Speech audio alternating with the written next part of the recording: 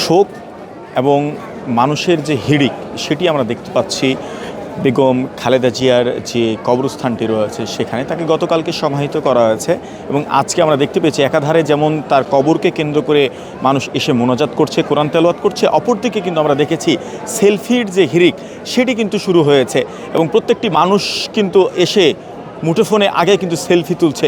আসলে এখানে সম্মান, শ্রদ্ধা, ভক্তি সব কিছু যেন নিমিষেই এই মুঠোফোনের ভেতরে কিন্তু জিম্মি হয়ে রয়েছে। একাধারে শোক চলছে মানুষের মধ্যে যে আবেগ খালেদা জিয়াকে নিয়ে এবং তার কবরের সামনে এসে একাধারে দেখতেই পাচ্ছেন চতুর্দিকে মানুষ কিন্তু মনোজাত করছে।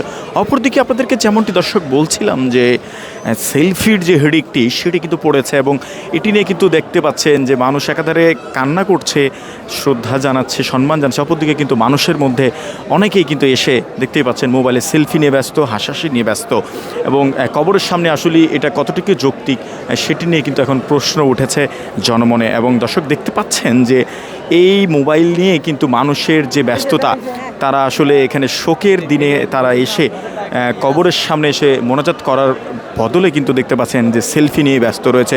প্রত্যেকের হাতে ফোন এবং সেলফি নিচ্ছেন। এটি আসলে নতুন প্রজন্মের নতুন বছরের কতটুকু আসলে যৌক্তিক সেটি কিন্তু বড় বিষয়।